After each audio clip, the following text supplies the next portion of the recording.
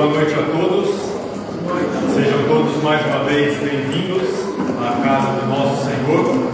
Vamos iniciar o nosso tempo de culto. Vamos, nesse momento, orar pedindo as bênçãos de Deus sobre o culto que nós vamos iniciar. Santo Deus, nós agradecemos ao Senhor por esse dia e rogamos, Pai, as tuas bênçãos sobre o culto que viemos prestar ao Senhor. Que tudo que nós fizermos possa ser feito para a tua honra, para a tua glória, que as nossas mentes estejam voltadas para adorarmos ao Senhor, aprendermos da sua palavra e que o teu Santo Espírito possa de fato falar aos nossos corações, sejamos incomodados, Pai, pela sua palavra, que possamos servir ao Senhor melhor, dar melhor testemunho, aproveitar as oportunidades que o Senhor tem colocado na nossa vida.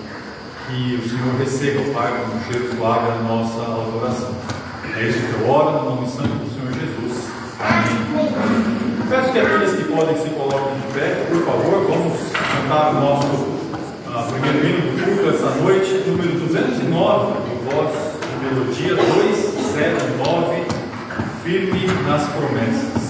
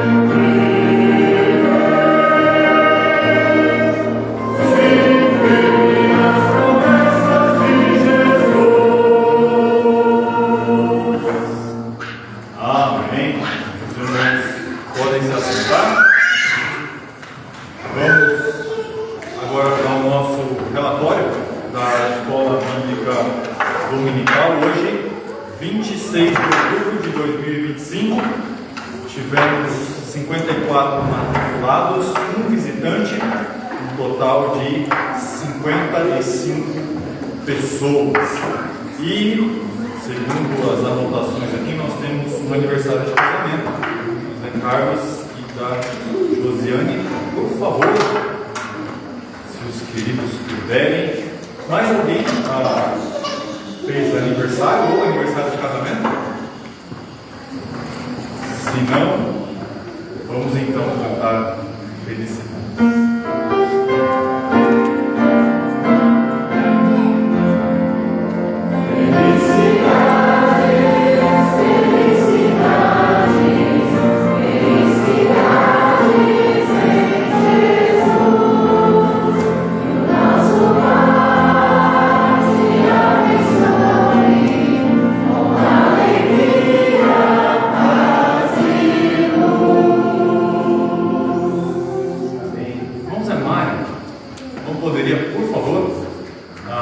Pode chegar aqui na frente. Pode orar pela vida desse querido casal, por favor. Eterno Deus, nós te agradecemos, Pai, pela vida da Josiane e do José Carlos, pela união deles que o Senhor concedeu há tanto tempo. Peço ao Senhor que seja com eles, Pai, em todas as dificuldades, em todos aqueles dias escuros que eles tiverem na vida deles, mas que nunca falte a tua presença, Pai. Que eles continuem sendo um casal abençoado, pais abençoados, irmãos abençoados para a nossa igreja. Que o Senhor tenha para eles um plano na vida deles que seja inigualável, Pai. Tudo que eles necessitam, o Senhor nos conceda conforme a tua vontade. O Senhor agradece, Pai, em nome de Cristo. Amém. Amém. Amém. Obrigado. Eu chamo agora o pastor, que vai dar os avisos.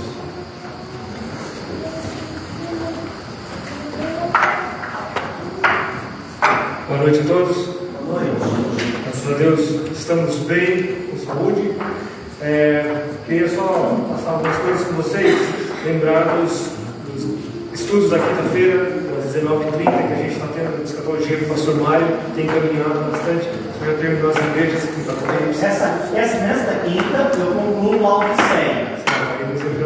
Aí eu vou pegar férias de 30 dias e nesse dia a gente retoma. Perfeito. Inclusive isso eu queria avisar a todos, o pastor Mário sai no início de novembro, retorna no final, já no outro mês praticamente, 1 a 30 de novembro.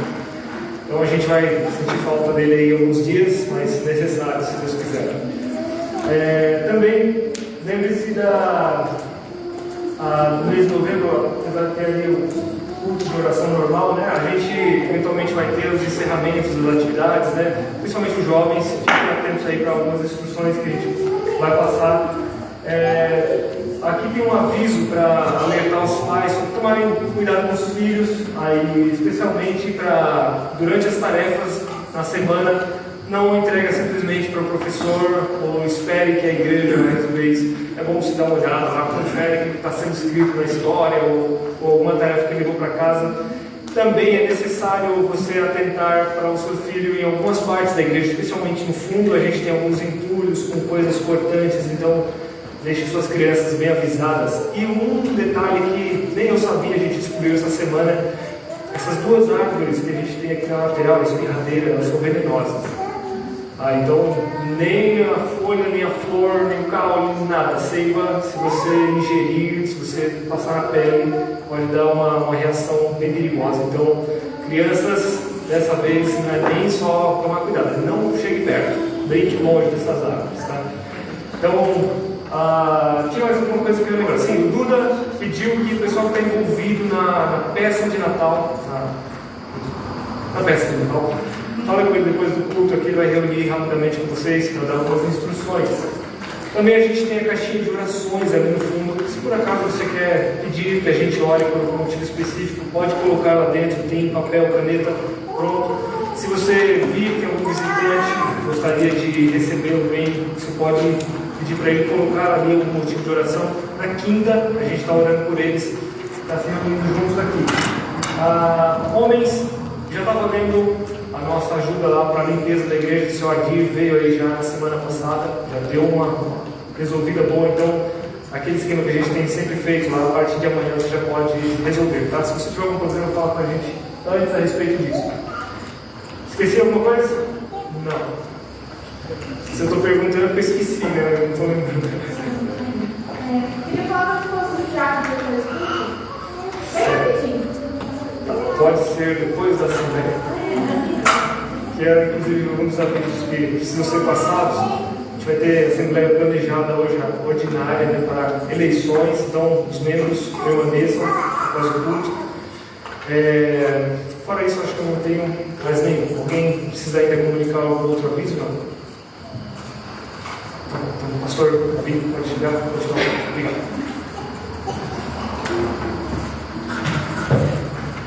Bem, crianças, de todas as árvores do jardim da igreja, vocês podem. Mas dessas duas, no dia que vocês comerem, vai dar bom.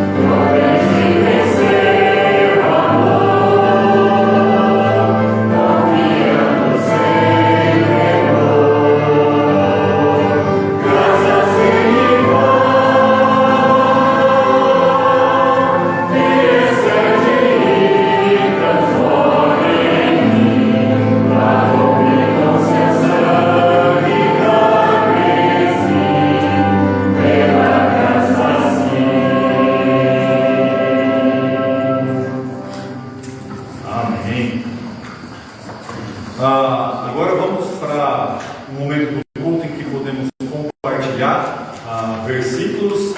Então, se você tem algum versículo que você gostaria de compartilhar com o restante da igreja, esse é o momento. Júlia, por favor. Este é o dia que fez o Senhor. Alegremos e regozijemos nele. Salmo 118, 24. Amém. Mais alguém gostaria de compartilhar algum versículo? Perdão, por favor. A lei do Senhor é perfeita e está na alma.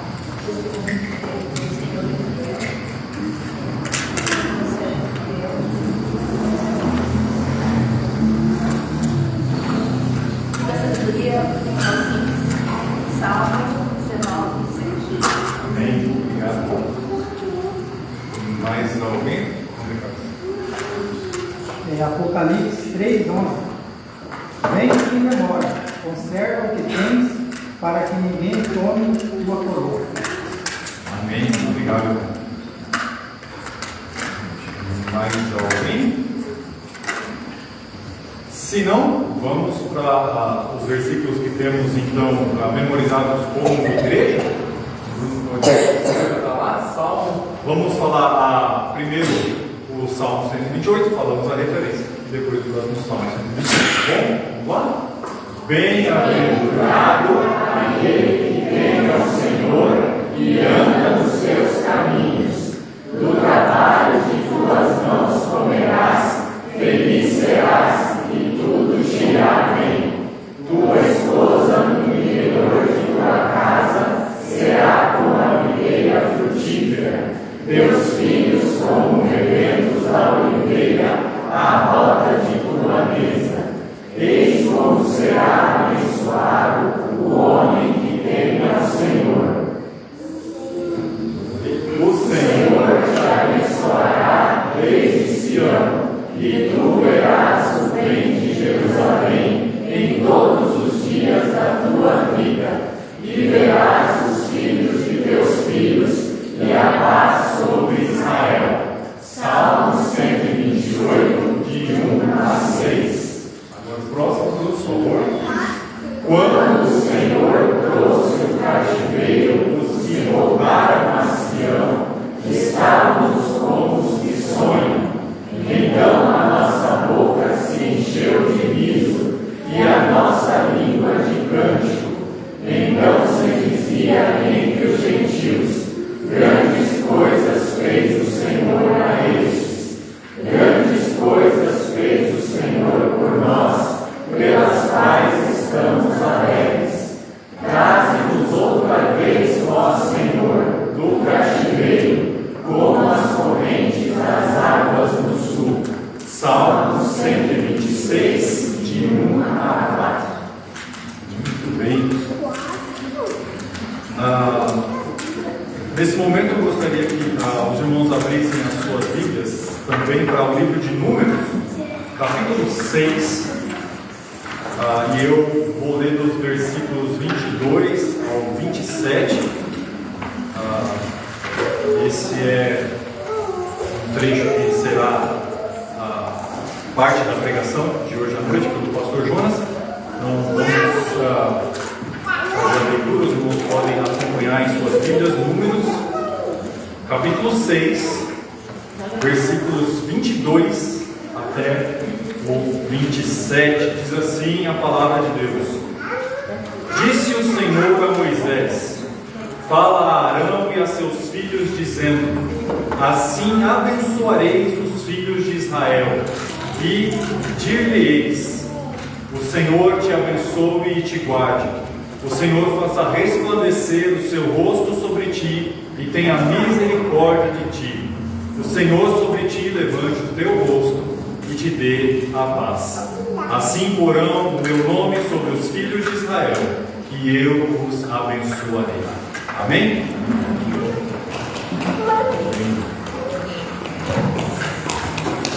Peço que aqueles que podem mais uma vez se coloquem de pé. Nós vamos para o nosso último hino dessa noite. Hoje um pouquinho mais curto devido à assembleia que teremos após o culto.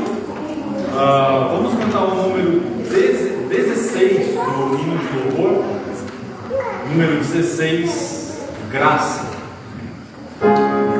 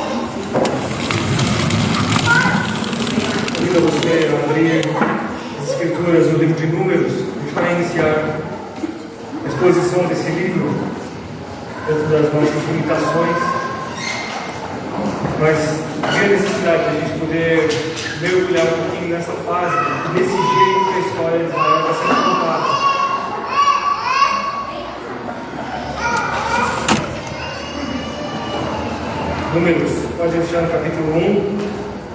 Eu queria que você lembrasse, se você lembra de fato, porque às vezes a gente lê pouco essa parte da história, mas no fim do livro de Êxodo, o livro do Êxodo, né, da saída de Israel da terra do Egito, e eu queria que você se recordasse de um personagem que talvez você não se lembre, não, vou ficar só memória.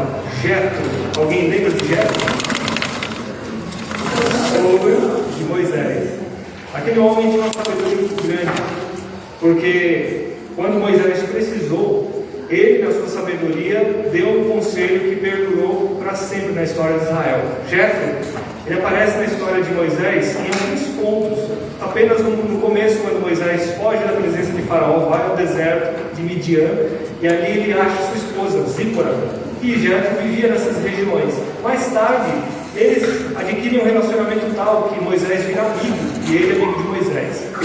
E acontece também que quando eles vão sair do Egito, e eles veem todos aqueles milagres, e até hoje, sair do Egito é um momento muito especial na história de Israel, porque foi assombroso o que aconteceu ali. Nenhum filme que você assistir sobre a história da saída do Êxodo, ficou redundante, né? Mas nenhum filme que você vir vai ser grande o suficiente para expressar a grandeza real do momento.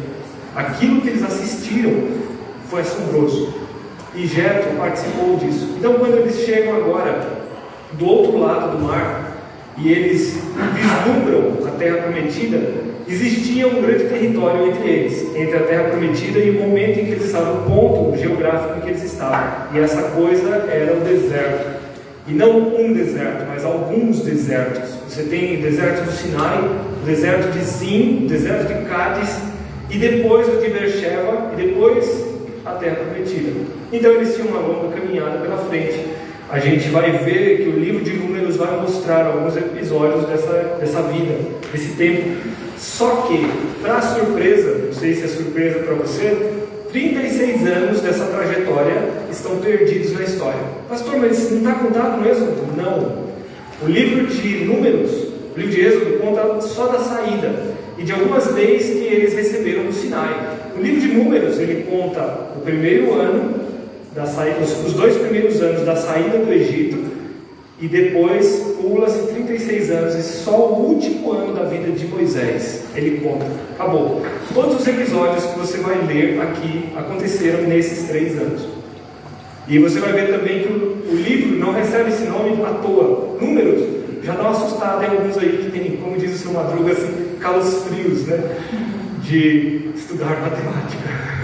Mas ao contrário que pareça, na verdade é um livro de consulta, é uma série de planilhas, né? Se a gente fosse trazer até para o presente, seria lá um pendrive cheio de arquivos Excel. É um livro de números, um monte de planilha para todo lado aqui, quantidade de não sei do que, e era assim, era assado, aconteceu isso. Então virou um livro de consulta, mas virou um livro de consulta de tal forma que ele se torna base para muitas coisas no futuro. Por exemplo, você se lembra da história de Saul com os amalequitas? Que Deus manda Saul fazer o que com os amalequitas? Exterminar tudo, destruir tudo. Não podia sobrar nem animal. Quer dizer, Deus queria riscar a memória de Amaleque. E essa promessa é feita nesse momento da história. Por quê? Depois a gente vai ver alguma coisa parecida com isso, que eles estão tentando passar na saída, estou falando não necessariamente no livro de Números, mas na saída do Egito, e depois que eles atravessam o mar, eles têm um monte de episódios no caminho e Deus só vai tomando memória desses episódios. E mais tarde ele vai pedir contas. E esse episódio de Saul, que acontece muitos anos depois, acontece cobrando uma dessas dívidas que Deus anotou no passado. Para você ter noção do tempo que a gente está falando, da história que acontece aqui em Números, correu de Jesus Cristo para cá por volta de 2020 anos, já tirando o erro do calendário gregoriano, né? Tem uma briga danada sobre esse assunto, mas deixa eu falar. Aproximadamente 2020 anos de Cristo para cá. De Moisés até Cristo, da saída do Egito até Cristo, aproximadamente 1405 anos, 60, não tem isso é aproximadamente, né? Mas você vai ter um período que perde aí uns 600 anos em relação a gente, a Jesus Cristo. Então, não foi um pequeno tempo antes de Jesus. Você tem 1400 anos de história, e muita história. Existe inclusive no estudo dos egípcios, que você vai ver que tem uma dinastia que ela é perdida na história. A dinastia do reino baixo, eles chamam. E esse reino, ele é um reino que ele é chamado assim porque ele não teve tanta glória quanto outros, como o reino de Ramsés II. Teve um anterior a ele. E que eles se confundem muitas vezes, porque a história do Êxodo quiseram encaixar no reino de Ramsés II, mas eles descobriram que não, existe um reino perdido, cujo acontecimento está associado ao Êxodo. Então, a gente tem muita história que não foi contada ainda. Mas o pouco que é revelado nesse livro é suficiente para mostrar para você quem é Deus. Lembra que para a gente amar Deus, a gente precisa conhecer Deus. A gente tem bastante bebês agora, né? E, pelo menos na minha experiência, nos primeiros 6 meses, o bebê ele não responde a estímulos. Assim, você faz um monte de careta, você faz um monte de brincadeira, ele ri pouco, né? Alguns menos que outros, né? Mas você vê que ele responde pouco ao mundo externo. Por quê? Porque ainda está formando tudo, ele não enxerga direito, ele sente um monte de dores, ele, quando nasce, os pulmões dele estão doendo, então ele só sabe chorar, né? Tem que me tirar no calorzinho. Ele tem um monte de dificuldades ainda que funcionam ali dentro, ele não está ligando para o mundo de fora. Ele chora se está sujo, ele chora que está com fome, ele não quer saber o que está acontecendo. À medida que o tempo vai passando, você vê que o olhar dele para o mundo externo aumenta. E eu lembro que depois que passou dos 6 meses, as crianças começam a ter outro ar, né? Elas ficam mais sapecas, né?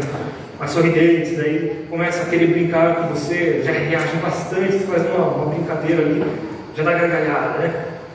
E não é diferente quando a gente tem que conhecer Deus.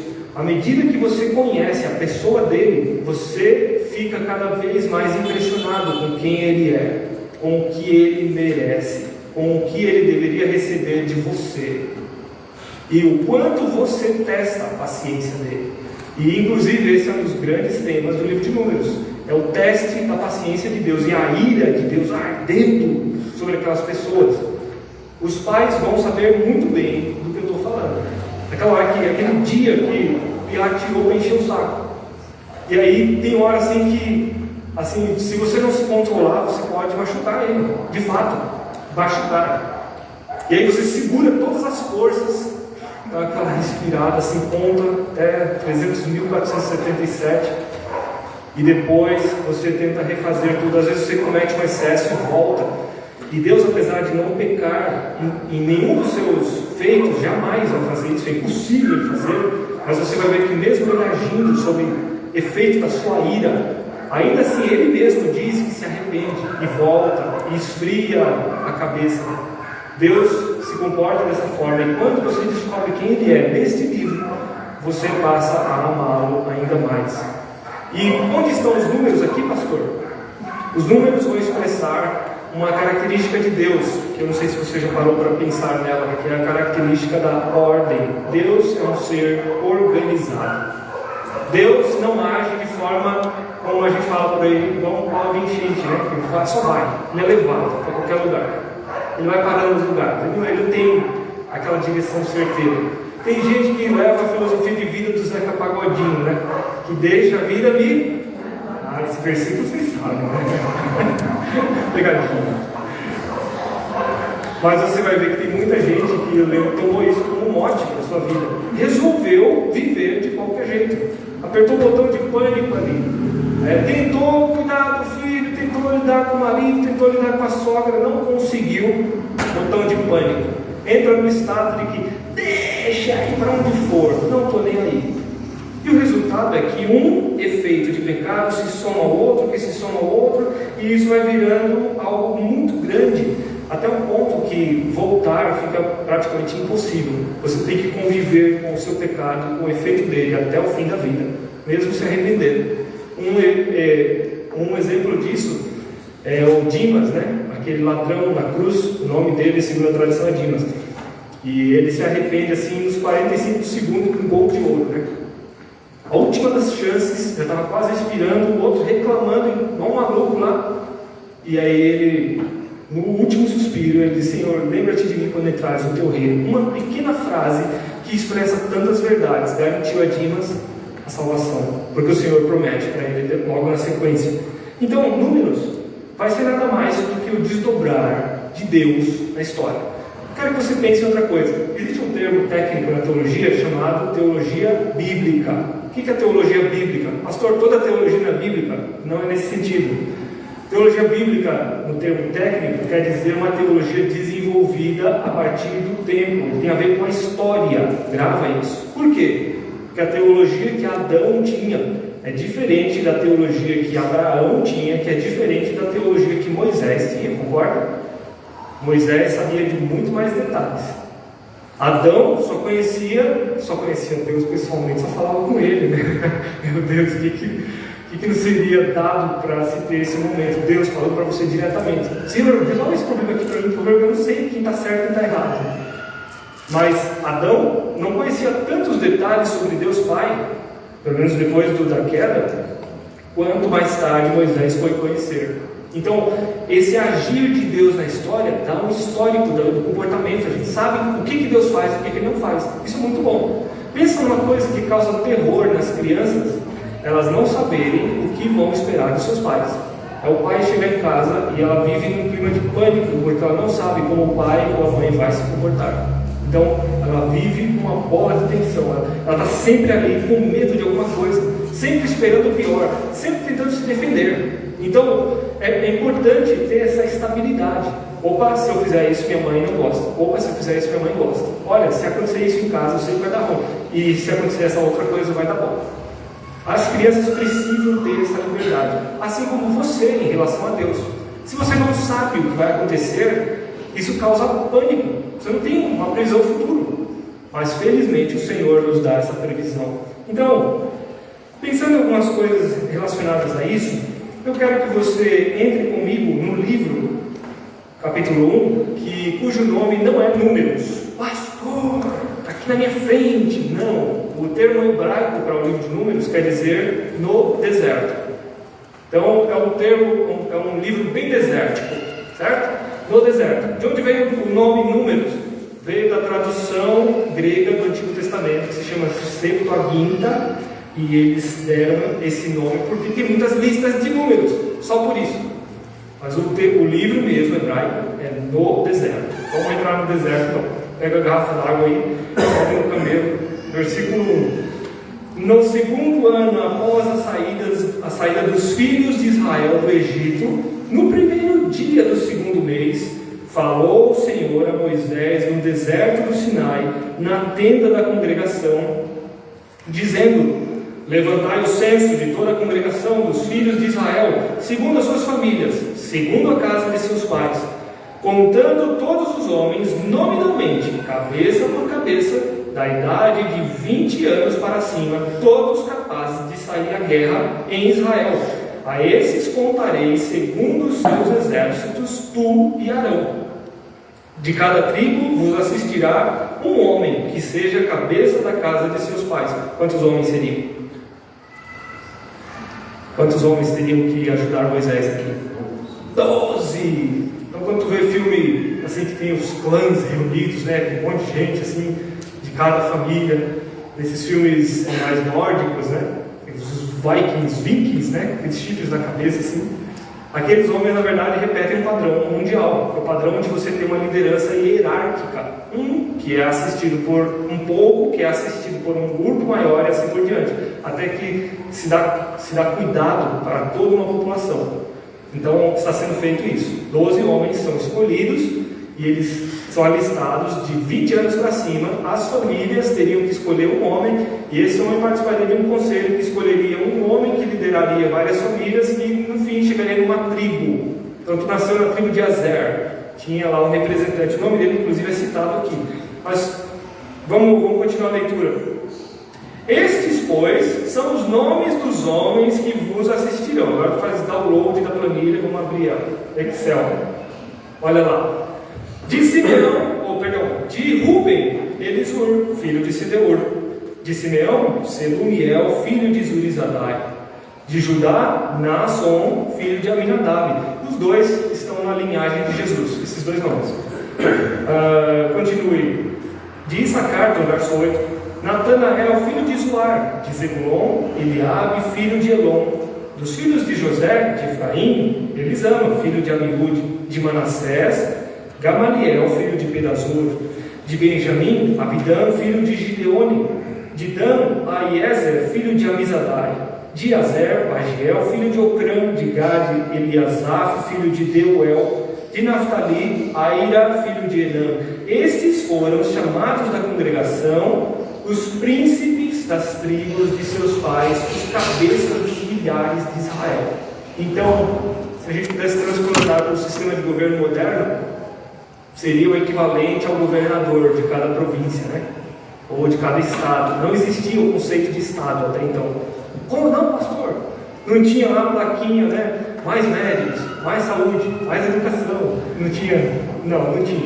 Não existia o conceito de estado. Na verdade, o conceito de estado surge só agora, no século XIX, 1800 alguma coisa, que as monarquias caem e os territórios dessas monarquias viram estados por si só, mini países.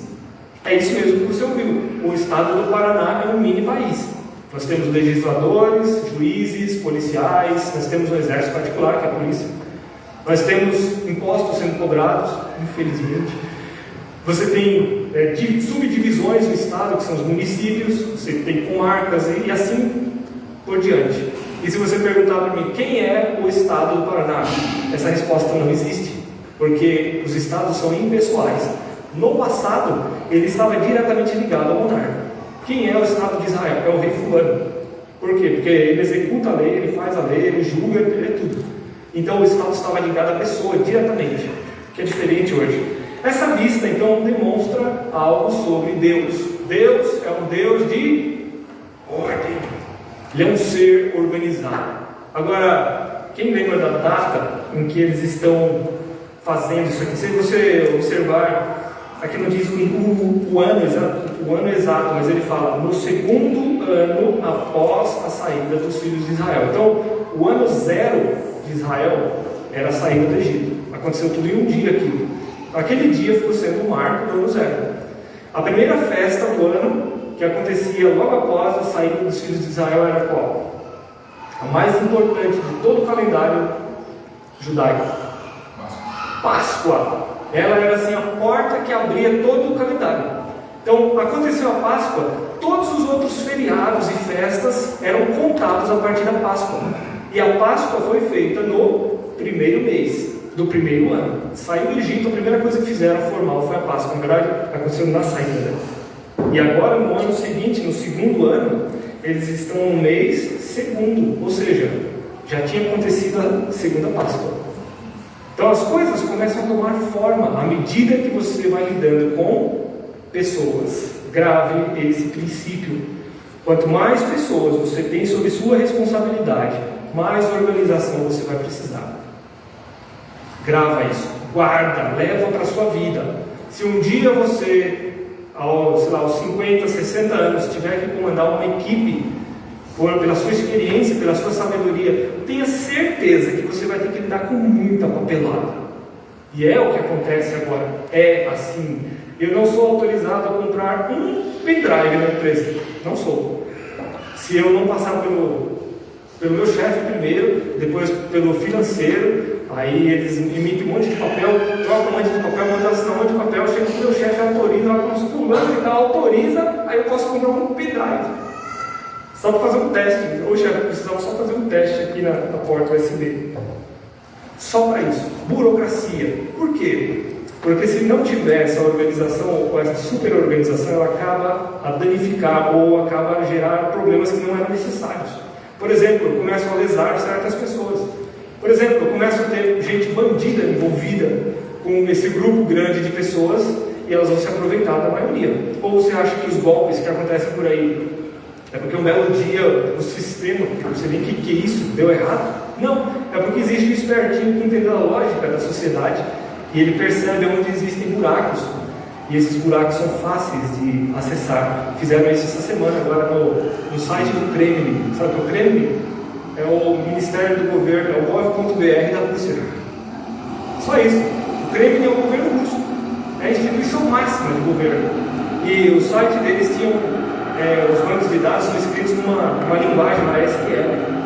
E aí alguém fez um jeito de baixar todos os dados deles.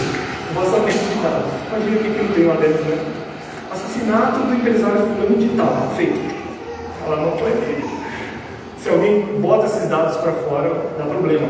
Mas a gente está lidando com uma situação diferente. A gente tem aproximadamente 3 milhões de pessoas no deserto. Para dar conta de 3 milhões de pessoas, isso aqui é mais do que a população de Curitiba. Eu preciso ter uma super estrutura. Como é que eu vou organizar tanta gente assim? O pior ainda não é isso, é porque você tem exemplos de países ao redor, e todos esses países têm muitos deuses, e eles têm muitos costumes, cujo maior deles era simplesmente a imposição. O imperador, qualquer que fosse, chegava lá, metia força em todo mundo, subjugava todo mundo vivia debaixo do cetro dessa pessoa.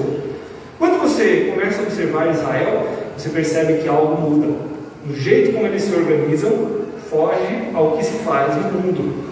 E Deus, através dessa organização, vai mostrando quem Ele é. Então agora continue. Mais um arquivo que vai se abrir aqui na frente. Note o verso 17.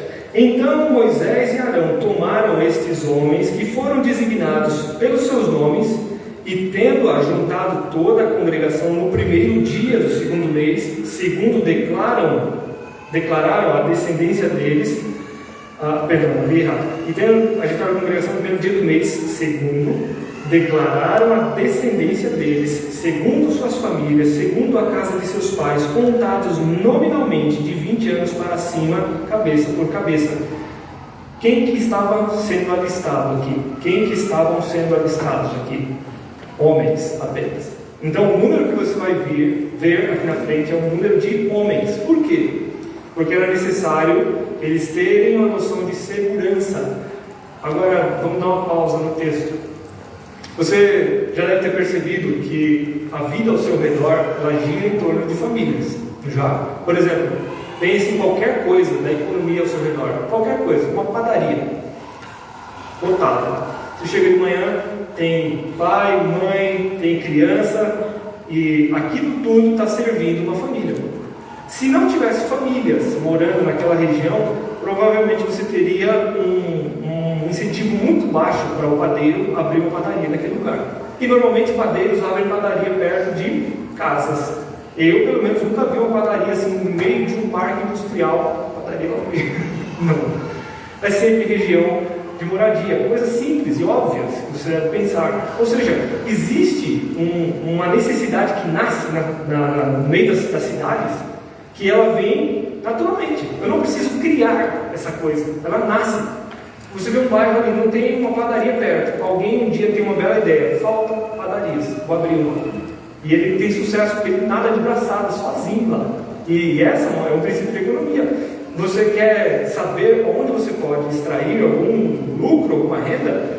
Tente observar lugares na sociedade em que há espaços vazios, necessidades que não estão sendo satisfeitas. E você pode agir nesse espaço e você pode lucrar em cima dele. E são necessidades que você sempre procurava. Inclusive, é importante você lembrar que quanto mais perto de necessidades básicas, você tem ainda mais chances de nunca ficar desamparado financeiramente. Comida, vestuário, moradia, deslocamento, segurança. Atinge essas coisas para você ver uma coisa. Você nunca vai ficar sem clientes, mesmo nas épocas ruins. Então, eles começam a ter necessidades. E essa da segurança aparece aqui. Esse censo que Deus está fazendo, ele não é à toa. Ele se trata de nada menos que o exército de Israel. Está sendo alistado o exército de Israel. Esses homens de 20 anos para cima são homens aptos a segurar uma espada e atacar alguém. Você não está vendo outro objetivo. Então você não está vendo aqui Deus falar assim: vou criar o maior exército da terra para dominar o mundo. Ele não está falando isso. Só que hoje é isso que pensa o Partido Comunista Chinês. Eles estão se preparando para a guerra. É fato, não é uma brincadeira. Você vai olhar números de produção, você vai ver tecnologias, demonstrações de força, eles fazendo rondas ao redor da ilha de Taiwan. E cada vez mais eles estão entrando um pouco mais no espaço aéreo, foge. Entra um pouco mais, faz uma provocaçãozinha, joga um jato de água em cima de um navio de pesca filipino, só para todo mundo ficar chateadinho. Mas eles estão fazendo demonstração de força. E aí, se ninguém acordar para esse fenômeno, você vai ver já quem vai mandar no mundo. E o objetivo deles não é nobre, não é nada contra o povo chinês, é contra a cabeça do Partido Comunista Chinês, que domina a China. E você vai ver que Deus não está com esses objetivos. O objetivo de Deus é orgânico, ele está trabalhando em cima de uma necessidade. Deus não é alguém que quer grandeza. Lembra de um texto, acho que de Provérbios, que fala assim: e busca tu grandezas? Não as busque. Por que colocarias a tua força naquilo que não é nada? Então, Deus mesmo está mostrando quem Ele é, ao Ele suprir uma necessidade e, ao mesmo tempo, mostrar que Ele não quer exibicionismo. Leve isso para você. Esse mesmo Deus quer que você seja um ser submisso a Ele. Você apresente-se a si mesmo como sacrifício.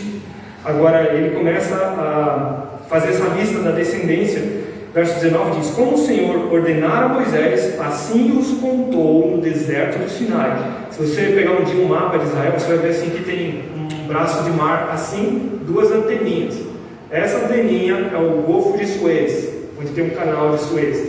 Essa outra anteninha é o Golfo de Aqaba, que é a pontinha dele, tem uma cidade de Israel chamada Eilat.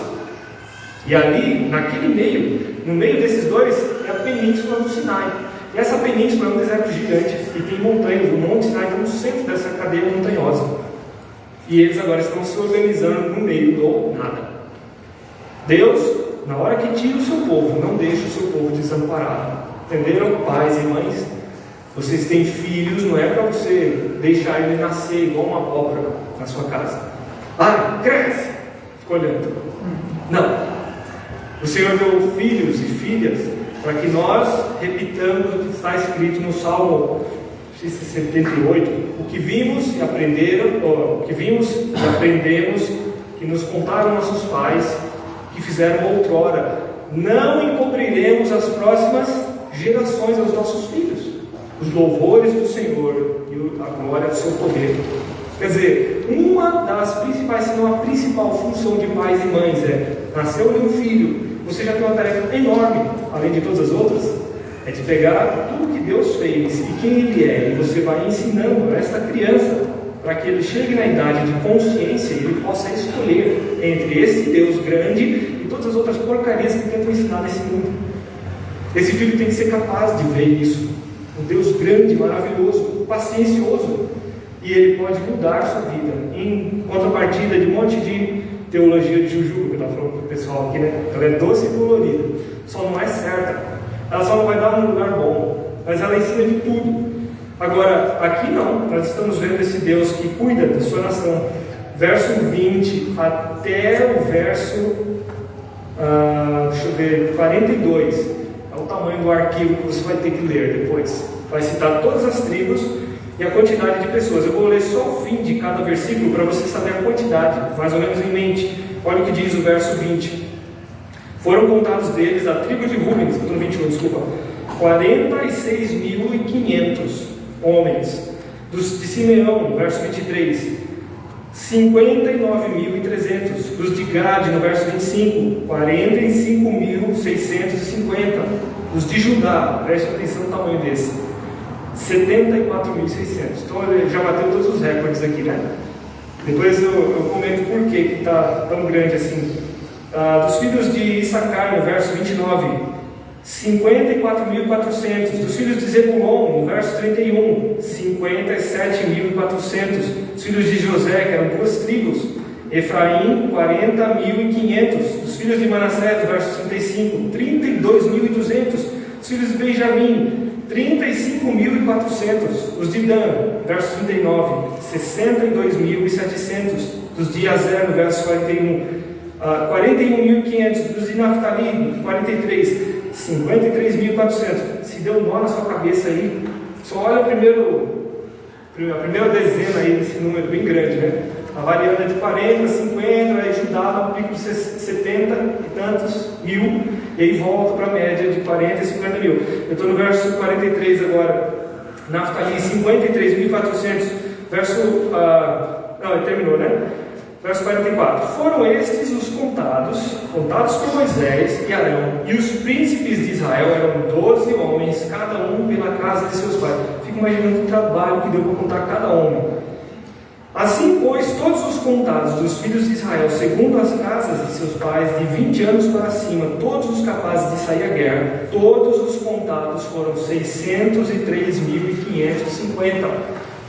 Basicamente 3 vezes o tamanho do exército brasileiro na ativa hoje, se não faltar orçamento. Então a gente tem um número específico de homens. Entre os russos, na guerra da Ucrânia de 2022 para cá, aproximadamente 1 milhão de homens já morreram. Os ucranianos, os 300 mil a menos. E você está vendo 600 mil homens prontos para a guerra. Uma nação de 3 milhões de pessoas no meio do nada, sem terra, sem economia funcionando, sem domínio de nada. Como era possível essa gente se organizar se não houvesse algo milagroso entre eles? Isso demonstra que para a gente levar uma vida que espelhe quem Deus é, a gente não precisa ser grande ou ser famoso. A gente precisa levar uma vida organizada. Isso também não quer dizer que a gente deve ser aquele maluco da agenda, né? Que você vai programar assim, 10h35, espirrar. 10h36, olhar para o lado. Pelo amor de Deus, não. Cada um de nós funciona com jeitos organizacionais diferentes. Por exemplo, eu tendo a ter uma visão mais geral de organização. Olha o meu dia, eu tenho esse compromisso. Tem algum que tem um horário específico? Tem, tá? Um círculo bem grande, esse não pode falhar. Mas os outros, na hora que der, enfia no meio lá não. É assim que dá. A gente vai se virando como pode, administra. Já não, tem gente que tem que estar tudo perfeitinho lá, lista por lista, horário por horário. Falhou 5 minutos, Deus, me ajuda. E tem gente que odeia a agenda. Que a agenda dele é essa, eu só tenho que fazer hoje, isso hoje. O resto pode dar tudo errado, mas essa coisa tem que dar certo. É assim, pessoas funcionam de formas diferentes em termos de organização. Mas para que serve essa organização? Serve para, em muitas palavras, você não ferir a pessoa de Deus. Por exemplo, se você promete fazer alguma coisa, você dá a sua palavra para alguém, naturalmente você vai ter que agendar um horário, não vai? Se você não cumprir o horário, ou se você não compareceu ao seu compromisso, o que você está fazendo? Quebrando um compromisso? Não, você está mentindo, porque você deu firmeza de que você ia estar lá, entendeu? A sua organização pode fazer você, ou a sua desorganização pode fazer você mentir, que é ferir a pessoa de Deus. Então, nesse sentido, organizar-se significa honrar Deus. Organize a sua vida, se esforce. A gente tem uma lei que funciona no mundo hoje, que é a lei da entalpia, que ela diz basicamente que tudo tende ao caos. Tudo tende ao caos. Se você faz uma coisa nova, essa coisa vai envelhecer. Mesmo que ninguém toque nela, ela vai naturalmente se degradar. E existe uma velocidade de destruição que é a entropia. Quanto mais entrópico, mais rápido ela se destrói. Me corrija, senhor, se eu estiver errado. Mas aí você, aquele engenheiro mecânico, tá estudando isso de cara. Mas você vai ter esse problema no mundo. Então, por tudo se estragar, é necessário que você faça um movimento contrário. Tudo nas suas mãos para tentar se desestragar. O que tu acha que eu fiz nas férias? Está quebrado aqui, é igual a lista. Pagar roupa, gaveta, não sei o que, pagar essa coisa, dá uma lista enorme. E é isso, vai pegando a um e vai fazendo. A vida é trazer a ordem de volta. Quando Deus tira o povo do Egito, existe uma desordem bem grande na vida deles. Chamava-se escravidão. Você fica limitado. Ao tirar eles da escravidão e dar liberdade, Ele não deixou essa liberdade sem fronteiras. Ele colocou essa ordem. E dentro da ordem, eles seriam felizes. E essa vai ser a essência do que Deus está mostrando nesse livro de Números. A gente vai ver isso à medida que os capítulos avançam. A gente vê que Deus dá a opção da felicidade. Se você cumprir o que eu estou dizendo, você vai ser feliz. Ande livremente dentro dos meus limites, você vai ser feliz. Ou você acha que esse Salmo 128 é à toa? Não, tua esposa no interior de tua casa será como videira frutífera. Teus filhos correndo ao redor da tua mesa, fazendo escarcel, como rebentos da universidade de tradução. Eis como será abençoado o homem que teme ao Senhor. Ele não fala assim, você vai ter 2 Ferraris, um videogame só para você, tempo de sobra, o sol vai parar para você. Não, ele chama para aquilo que ele criou no Éden: um homem, uma mulher, uma família. E ele diz: isso é bênção. Tudo o que está acontecendo nesse livro tem a ver com família, tem a ver com organização, tem a ver com a pessoa de Deus Pai. Ele quer que nós o conheçamos, e é isso que você deve se esforçar para fazer. Uma vez que você entender o quão belo ele é, vai ser irresistível você guardar para si essa informação. E esse vai ser o ponto em que você começa a ganhar pessoas. E é lá que eu quero levar você. Amém? Deus nos abençoe. Vamos orar. Pai eterno, agradecemos a Ti pela Tua grandeza, Tua força, Tua sabedoria. Agradecemos pela beleza com a qual o Senhor se expõe no livro de Números e em tantos outros livros. Pedimos a luz do Senhor para que nós compreendamos a verdade contida aqui e saibamos levar isso para a nossa existência, para o resto de nossas vidas. Nós agradecemos ao Senhor no nome de Jesus, Filho de Deus. Amém. Muito bem, nós vamos encerrar aqui. E em 5 minutos a gente vai ter a assembleia, então todos os membros ficam convocados a permanecerem. E os demais